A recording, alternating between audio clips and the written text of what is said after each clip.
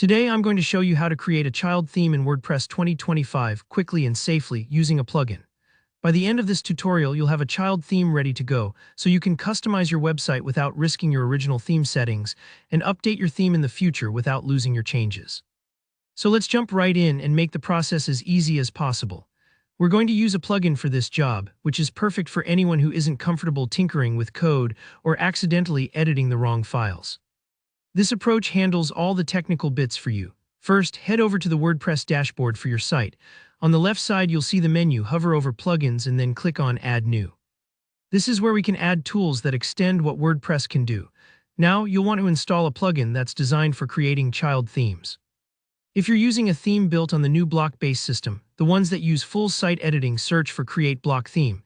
If your theme is more classic, like older ones with the customizer, look for WP Child Theme Generator. Go ahead and type the name in the search bar at the top right. When you find the correct plugin, click the Install button, and when it's done, that button will change to say Activate. Click Activate to switch it on. Give WordPress a moment here to process. Don't worry if it takes a few seconds. That's totally normal, especially if your site is loading a lot of plugins. Once it's ready, you should see the plugin added to your dashboard menu, or you may notice a setup prompt at the top of your screen. With the plugin active, the next step is to generate your child theme.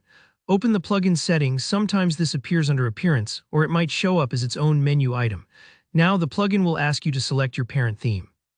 This simply means choosing the main theme you want to create your child theme from. Think of it like making a photocopy of your base design that you're free to scribble on. Pick your parent theme. Usually it's the one that's currently active on your site. Some plugins also let you give your child theme a name, add a description, or even choose which files to copy over. It's usually fine to go with the default options here. If you see options you're not sure about, just leave them as is. The plugin's goal is to do the heavy lifting, so you don't have to worry about the technical details. Once you confirm your choices, click the button to generate or create your child theme. This will trigger the plugin to build a brand new child theme folder in the background, copying the necessary files and setting everything up automatically. No manual file transfers needed. Now for the last important step, activating your new child theme. In your dashboard, go to Appearance and then Themes. Here you'll see a list of all the themes installed on your site, including your brand new child theme. Click Activate underneath your new child theme and you're officially done.